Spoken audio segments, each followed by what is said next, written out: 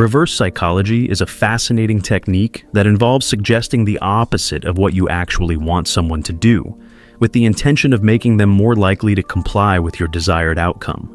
It's a counterintuitive approach that can be surprisingly effective when used skillfully. By understanding human nature and our innate desire for autonomy and resistance to direct persuasion, reverse psychology can be a powerful tool in various situations. In this video, we'll explore 7 ways to harness the power of reverse psychology to your advantage. 1. The forbidden fruit approach. It's human nature to desire what we perceive as forbidden or scarce. Reverse psychology plays on this tendency by making something seem inaccessible or off-limits, thereby increasing its allure. This approach works particularly well with children and teenagers who often rebel against direct orders or restrictions. For example, if you want your child to spend less time playing video games, you could say, "You know what? Those video games are really addictive and probably not suitable for someone your age. I think it's best if you don't play them at all." By making the video games seem forbidden, you're inadvertently increasing their appeal, and your child might end up playing them more out of defiance or curiosity. To use this approach effectively, you need to strike a balance between making the forbidden fruit seem tantalizing without going too far, and triggering reactance, a strong resistance to being influenced. You can also use scarcity tactics, such as implying that something is in limited supply or only available for a short period, to create a sense of urgency and desirability. Moreover, the forbidden fruit approach can be particularly potent when combined with other persuasion techniques, such as social proof or authority. For instance, if you present the forbidden item or activity as something that only a select group of people have access to, or as something endorsed by an influential figure, it can further amplify its allure and desirability. 2. The reverse compliment approach. People generally appreciate compliments and positive feedback, but sometimes a reverse compliment can be even more potent. This approach involves disguising a compliment as an insult or criticism, which can make the recipient feel underestimated or undervalued, triggering their desire to prove you wrong. For instance, if you want to motivate an employee to work harder, you could say something like, "I'm not sure if you're up for this challenging project. It requires a lot of dedication and long hours, and I'm not convinced you have what it takes." By implying that they might not be capable enough, you're essentially challenging their competence, which could spur them to work harder and prove you wrong. However, it's essential to use this approach with caution and in moderation, as it can backfire if overused or taken too far. The key is to strike a balance between challenging someone's abilities and outright insulting them.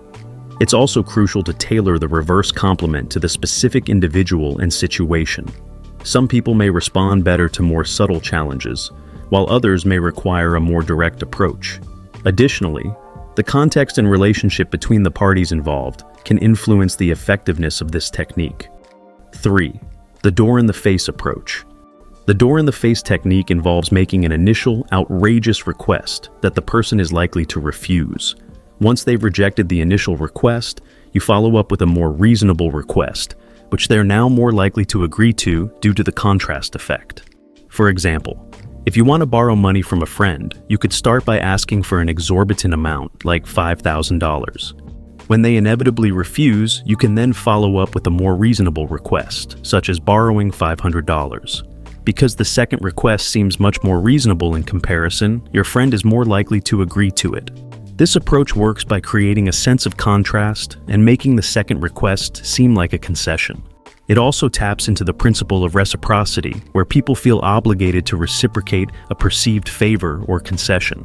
Timing is also a critical factor in the door-in-the-face approach. The initial outrageous request should be made with enough conviction and sincerity to establish its legitimacy, and the follow-up reasonable request should be presented promptly, before the individual has time to fully process and reject the initial request. 4. The reverse procrastination approach. Procrastination is a common struggle for many people, and sometimes reverse psychology can be an effective way to overcome it. The reverse procrastination approach involves telling yourself that you don't have to do a particular task right away, which can paradoxically increase your motivation to get it done. For instance, if you've been putting off cleaning your house, you could say to yourself, "I don't have to clean the house today. "I can do it tomorrow or even next week." By removing the immediate pressure and giving yourself permission to procrastinate, you might find yourself feeling more inclined to tackle the task sooner rather than later. This hack works by eliminating the resistance and resentment that often accompany direct pressure or obligation. By giving yourself the illusion of choice, you're more likely to make the decision to act on your own accord. Additionally, the reverse procrastination approach can be enhanced by combining it with other productivity techniques, such as breaking tasks into smaller, more manageable steps or setting specific deadlines. By giving yourself permission to procrastinate on the overall task, you may find it easier to tackle the smaller components, ultimately leading to the completion of the entire endeavor. 5. The reverse rejection approach. In social situations, the fear of rejection can be a powerful deterrent, preventing people from taking risks or putting themselves out there. Reverse psychology can be used to overcome this fear by embracing the possibility of rejection rather than avoiding it.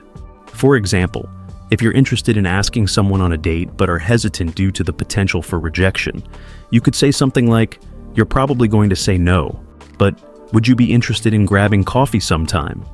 By acknowledging the likelihood of rejection up front, you're effectively taking the sting out of it and making it more palatable. This approach works by lowering the stakes and removing the pressure associated with the fear of rejection. It also demonstrates confidence and self-assurance, which can be attractive qualities in social situations. Furthermore, the reverse rejection approach can be particularly useful in situations where power dynamics or social hierarchies are at play.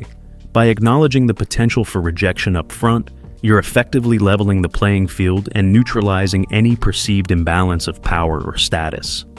6. The reverse ultimatum approach. Ultimatums are often used as a means of exerting pressure or forcing someone's hand, but reverse psychology can turn this tactic on its head. The reverse ultimatum approach involves giving someone the illusion of choice by presenting them with an ultimatum, but one that favors your desired outcome. For instance, if you want your spouse to agree to go on a particular vacation, you could say, "We can either go to Hawaii like I want, or we can stay home and do nothing for our vacation. It's up to you." By presenting the vacation as the more appealing option, you're effectively steering them towards the choice you prefer. It works by utilizing the human desire for autonomy and control. By giving someone the illusion of choice, they're more likely to feel empowered and make the decision that aligns with your desired outcome. It's important to note that the reverse ultimatum approach should be used judiciously and with care, as it can be perceived as manipulative if overused or applied in inappropriate situations. Building trust and rapport with the individual beforehand can help mitigate this potential drawback and increase the likelihood of a positive outcome. 7. The reverse reinforcement approach. Positive reinforcement is a widely used technique for encouraging desired behaviors by offering rewards or praise. However, reverse psychology can be applied to this concept, creating a powerful motivational tool. The reverse reinforcement approach involves temporarily withholding praise or rewards, even when someone has performed well. For instance, if you want to motivate an employee to maintain a high level of performance, you could intentionally downplay or ignore their accomplishments for a short period.